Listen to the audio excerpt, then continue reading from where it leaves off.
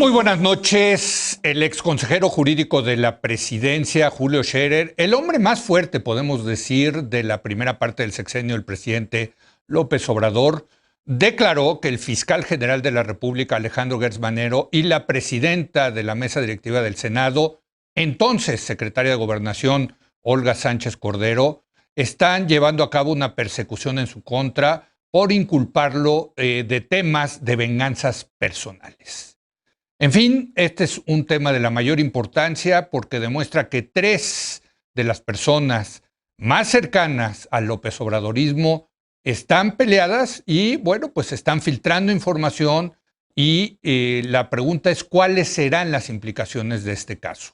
Para discutir este tema, saludo a Javier Tello. ¿Cómo estás, Javier? Buenas noches. Leo, muy buenas noches y buenas noches a Jorge y a Héctor. Jorge Castañeda, ¿cómo estás, Jorge? Hola, Leo, Héctor, Javier. Y Héctor Aguilar Camín. Héctor, ¿cómo estás? Muy Leo, buenas noches. Javier, Jorge, ¿cómo están? Héctor, déjame empezar contigo. Tú escribes hoy al respecto en el periódico Milenio. Pues se están peleando dentro del López Obradorismo y no cualquiera, hay que decirlo, tres personas muy cercanas, muy allegadas al presidente López Obrador. Bueno, lo que queda claro es que se estuvieron peleando desde hace mucho tiempo. Es decir, que esta es una querella que tiene una historia y que según el texto de Julio Scherer, es el que está explícitamente en la conversación, empezó con la entonces secretaria de Gobernación, Olga Sánchez Cordero, porque la secretaria de Gobernación perdió facultades dentro de su secretaría y Scherer se quedó con algunas de las más importantes funciones de gobernación, que son el trato con el Poder Judicial. Y finalmente, al parecer, salió Olga Sánchez Cordero de la Secretaría de Gobernación ya en una querella tan intensa con el consejero jurídico que había hecho, dice Scherer, pues una serie de expedientes completos sobre un asunto fascinante que es el ejercicio de la influencia de la consejería de la presidencia para tener distintas relaciones con distintos despachos que tienen juicios de alto impacto, es decir, de mucho dinero, en los cuales el consejero jurídico aparecería en la versión de Olga Sánchez Cordero como un agente que está buscando una manera ilegítima de ganar dinero utilizando su influencia. Y ese es el pleito con la señora Sánchez Cordero. El pleito con Gertz es mucho más inmediato y al mismo tiempo bastante más trivial desde el punto de vista del fondo, aunque no de las pasiones, porque primero lo acusa Gertz Manero de darle información a la revista Proceso, información que lo afecta, y después le reprocha a Scherer no haberlo ayudado a él en su caso, famoso, tristemente célebre caso, en donde quiere meter y mete presa a su, digamos, a la hija de su cuñada. Y después le dice una cosa impresionante, según Scherer, y según, por cierto, también el director de Proceso. Le dice, usted podía haber elegido tener un fiscal amigo o un fiscal enemigo. Así es. Y obviamente el implícito es que escogió al fiscal enemigo. Es decir, que el fiscal general de la República puede ser amigo o puede ser enemigo. Y a lo mejor también puede ser imparcial. Pero él puede ser amigo o enemigo. Bueno, me parece fascinante, Javier, tú entenderás esto, que una de las grandes debilidades de la novelística latinoamericana es que no hay grandes novelas de abogados, de juicios, de historias que suceden en los juzgados, en los intríngulis de los grandes despachos con la política, etc. Esto, en este informe de Scherer, hay todos los elementos para una gran novela de corrupción de abogados y de manipulación de la ley en el contexto de un pleito político, en la cúpula de un gobierno cuyo lema es no mentir, no robar y no traicionar al pueblo. Así es, Héctor. Y yo creo que junto con esa declaración de tú pudiste tener un fiscal amigo o un fiscal enemigo, hay otra declaración de Scherer, me parece muy importante, en donde dice que tenemos un fiscal con mucho poder, sin contrapesos y que no tiene que rendir cuentas. Hombre, durísimo, de un hombre que fue el consejero jurídico de la presidencia, el hombre fuerte de López Obrador, pues haciendo esta revelación, Javier. No es cualquier cosa, ¿eh? No, Leo, pero lo plantea en esa carta como pleitos personales. Es decir, esto, según esa carta, no es un problema de diseño del proyecto, no es un problema de disputas, de distintas visiones de ese proyecto, no es un problema en el que está en lo más mínimo involucrado terceros, por supuesto no está involucrado el presidente, es decir, es una descripción de un pleito personal, de celos, de fallas de carácter de los involucrados, etcétera, ¿no? Y creo que eso podrá ser cierto, pero creo que eso deja fuera lo que yo creo que es el verdadero problema de fondo y que ha existido no desde el día 1, desde el día -1. Es decir, al integrar ese equipo, al liderar ese movimiento, había un problema, que uno veía lo que había en ese equipo y lo que estaba dentro de ese movimiento y no tenían nada en común. Lo único que tenían en común era el jefe. Entonces, desde el día -1, la pregunta era si el jefe iba a poder controlar todo eso. Y bueno, obviamente... Perdón, sí. Javier, y el gusto por el poder, ¿no? O sea, también hay que, ese es lo que tenían en común, ¿no? Les gustaba el poder. ¿O no? Bueno, pero eso lo tienen también con su enemigo y con su opositor y con todos los otros partidos, etcétera. Pero lo que los que lo tenían, lo único que los unía ahí adentro era que todos tenían el mismo jefe. Sí. ¿No? Y la pregunta era si ese jefe iba a poder controlarlos. ¿No? Obviamente López Obrador le apostó a que sí. Sí, sí. Claramente. Ahora, había varias distintas formas de controlarlos. Una de ellas era a través de la institucionalización de ese movimiento de Morena, de un gabinete que operara con las reglas típicas de los gabinetes, etcétera, etcétera, etcétera. Tampoco escogió ese camino López Obrador. Se mantuvo a distancia, por encima tanto del gabinete como del partido y del movimiento, separando su nombre de tanto el gabinete como del partido y movimiento, en fin. Y lo que estamos, creo que viendo era lo inevitable, que fueran dándose pleitos cada vez más explícitos entre individuos y grupos, ¿no? Ya sea por temas de agenda política, por temas de agenda personal, por fallas de carácter, etcétera, etcétera, etcétera, ¿no? Y conforme se acerca 2024, esto se va a poner todavía más complicado. Ahora, el verdadero problema viene para después. Gane quien gane dentro de Morena la candidatura y bajo el supuesto de que ganan la presidencia, ahí sí que van a tener un problemón de qué hacer, cómo controlar el movimiento, cómo controlar Morena. Si lo está teniendo López Obrador, imagínate cómo sería eso sin López Obrador. Bueno, deja tú el controlar el movimiento, Jorge, el controlar al fiscal, que el fiscal se queda, ¿eh? O sea, bueno, eso está por verse, vamos a ver si se queda. Yo veo cada vez más difícil que sobreviva Alejandro Gertz en vista de todo esto, porque hay dos elementos aquí. El primero es que no sé si sea un asunto exclusivamente personal, es decir, lo que está denunciando Scherer, si entiendo bien, es un patrón generalizado en los dos casos, Gobernación y la Fiscalía, de corrupción, de abuso de poder, de personalizar a la justicia, a la procuración de justicia y a las instituciones. Yo no lo veo como un problema exclusivamente personal de que se caen gordos. Se caen gordos, pero la acusación no es que antipática es la señora. La señora, por cierto, es un encanto, ese no es el tema. El problema es que la están acusando de todo eso, en primer lugar. En segundo lugar, la acusación no viene de la oposición. no viene de los medios, no viene de los fifís, viene del corazón del gobierno, de una de las personas más cercanas a López Obrador hasta su renuncia y posiblemente después de su renuncia. No hay aquí una ruptura, no es el caso, por decir algo, de Carlos Ursúa, y que de ninguna manera hace que desmerezca la renuncia o la postura de Ursúa. No, pero se fue peleado. Sí. Y ha seguido peleado, y bueno, enhorabuena. Y digo, ahora sí conviene felicitarlo por lo valiente que ha sido, pero eso es aparte.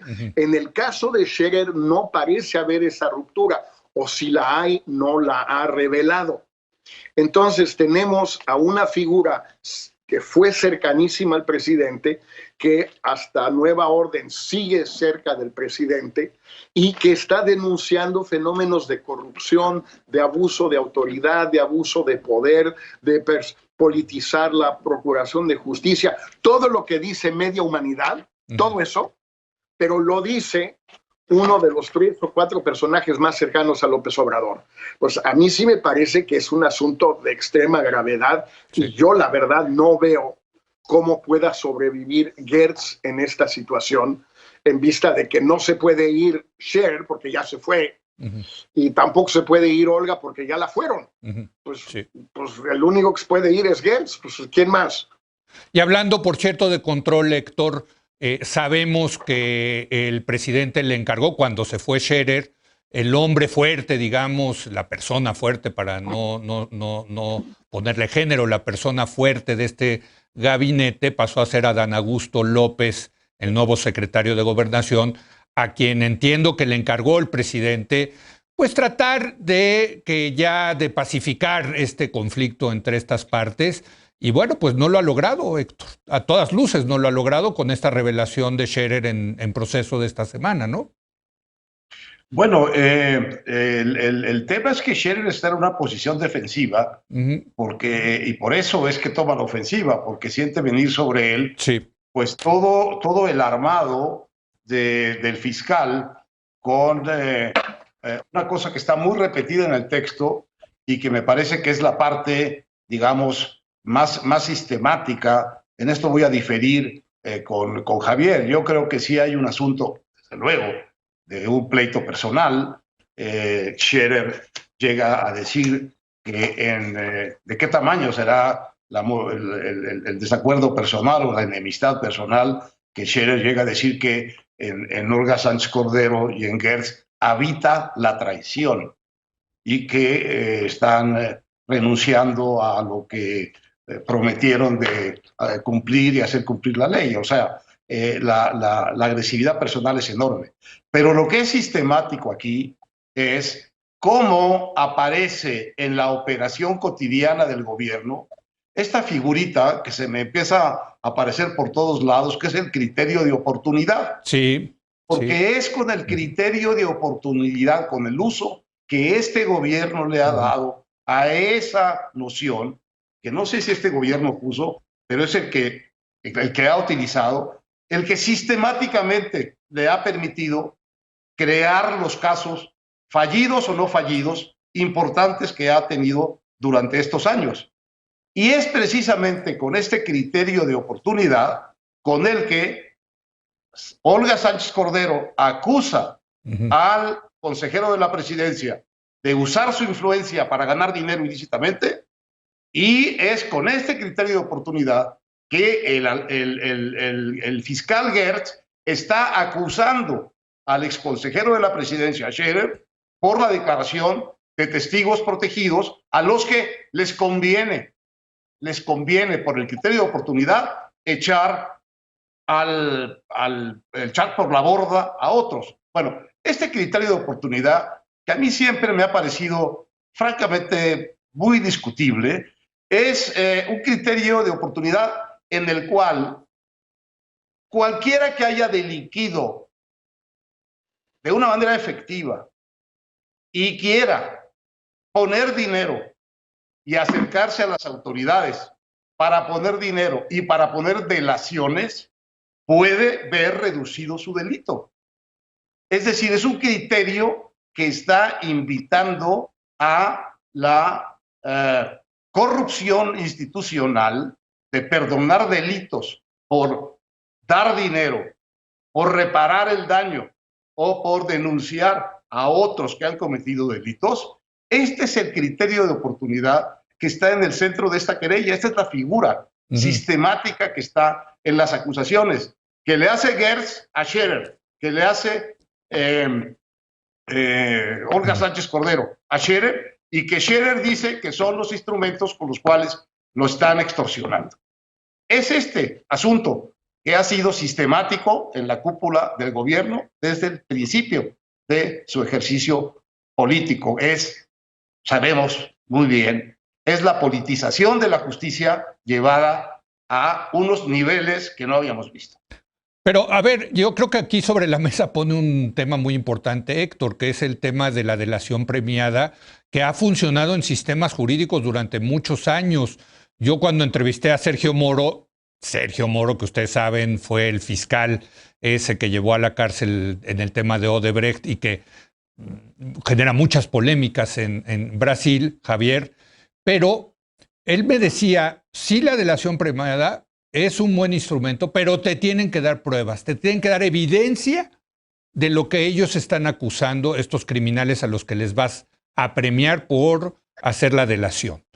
Eso es lo que falta aquí en México, Javier, ¿no? O sea, que te inventen, pues te inventan hasta lo que no tienes, pero que presenten pruebas, pues ya lo vimos con Lozoya, no presentó pruebas. Exacto. No, entonces, ¿de qué sirve ¿de qué sirve la delación premiada, Javier?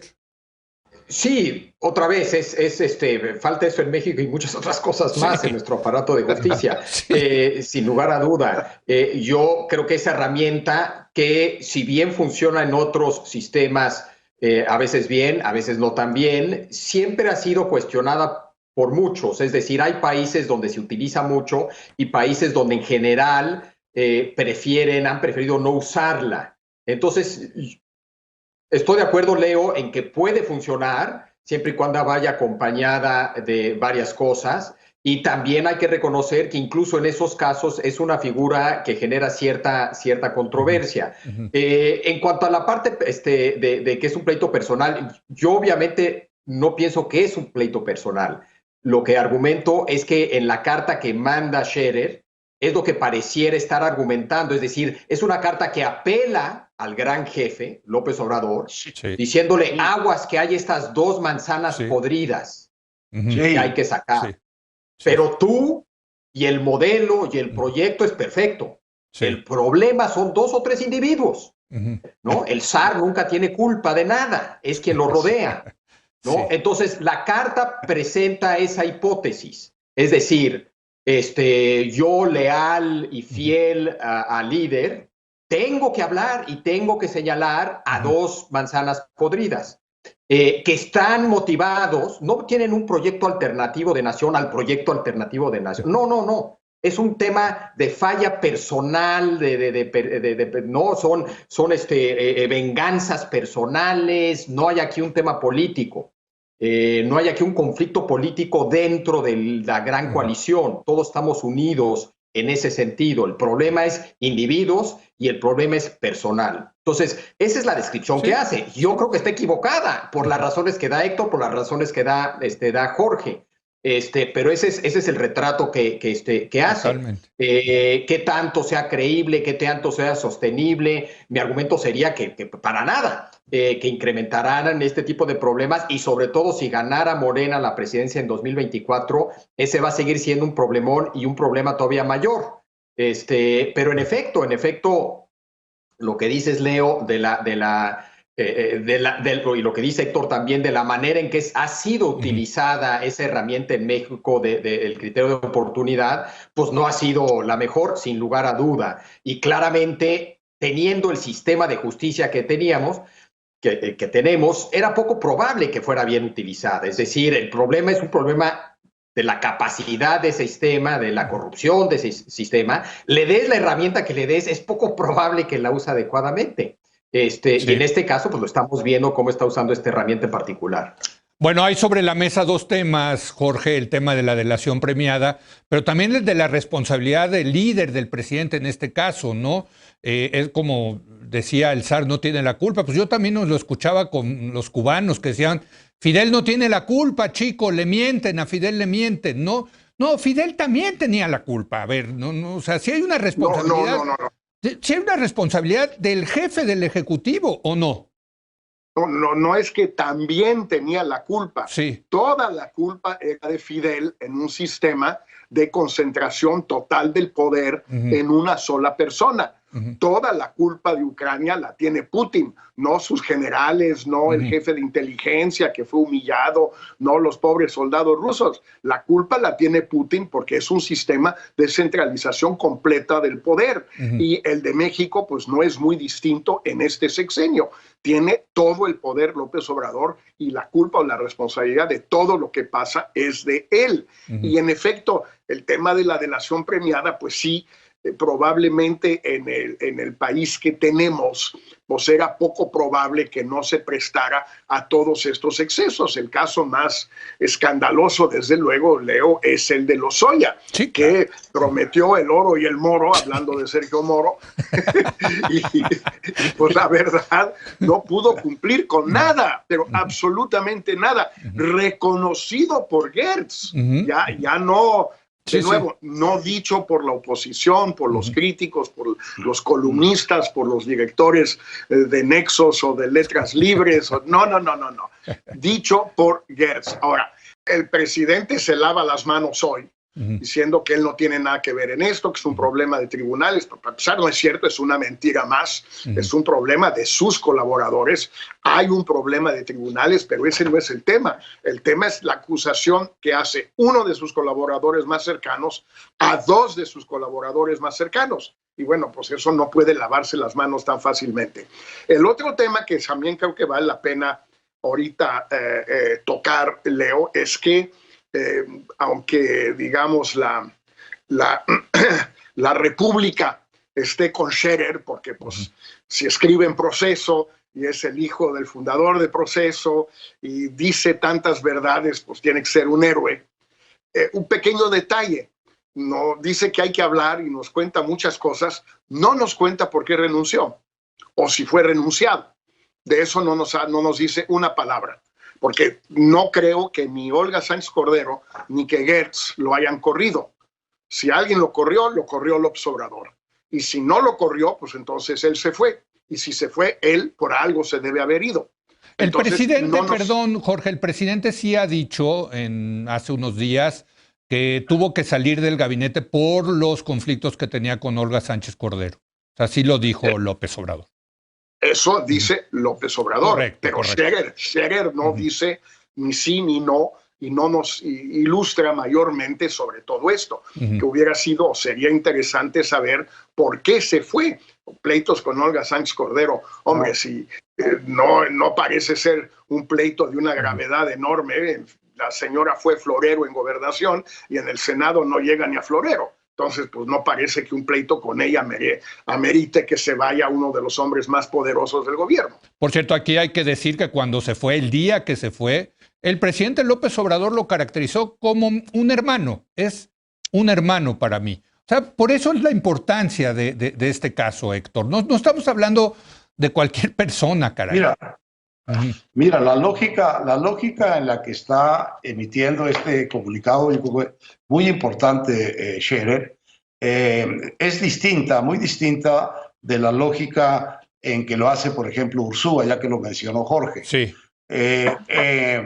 Ursúa pone su renuncia por delante y explica por qué razones él no va a formar parte de ese gobierno y sigue después. Como profesional liberal, como conocedor, como experto, digamos, en lo que pudo conocer de López Obrador y de este gobierno, dando su punto de vista para corregir lo que a él le parece que no está bien en la política económica del gobierno. La lógica de la denuncia de Scherer es más bien, yo creo, la que dice Javier. Oye, presidente, aquí hay dos manzanas podridas, ¿eh? Y son ellos dos, no soy yo. ¿qué es lo que reclamo de ti? ¿Qué es lo que espero de ti? Pues que quites a esas dos manzanas podridas y no me quites a mí. Le está pidiendo protección. A costa de sus adversarios del momento. Le está pidiendo protección. Él no está haciendo un esfuerzo por denunciar las profundas irregularidades que quedan claras en su propia carta de la Procuración de Justicia y del uso de la ley en México con propósitos políticos, digamos, para eso que llamamos la politización de la justicia.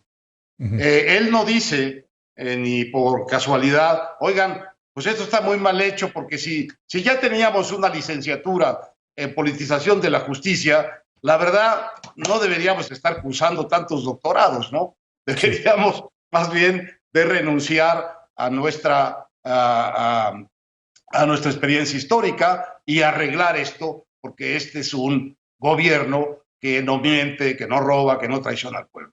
No es esa la lógica del comunicado de Scherer. La lógica del comunicado de Scherer es: tú, que eres el que arbitras sobre nuestros destinos, tú, señor presidente, que eres nuestro jefe, date cuenta que entre estos tres subordinados tuyos, el que está realmente defendiendo la limpieza y la honestidad soy yo, mientras que los otros dos, pues, son personajes en quienes habita el mal. Eso es literal. Bueno, la lógica es muy común en líderes muy fuertes que viven un poquito de dividir a sus subordinados para que a la hora de los pleitos los subordinados siempre dependan del veredicto final del jefe. Y esto es un poco lo que estamos viendo aquí, como dice Jorge, y eso es muy importante, en la mera cúpula del poder y del mayor poder que hay en un gobierno, que es el de usar la ley contra los ciudadanos o no usar la ley, sino para aplicar la ley, que son cosas completamente distintas.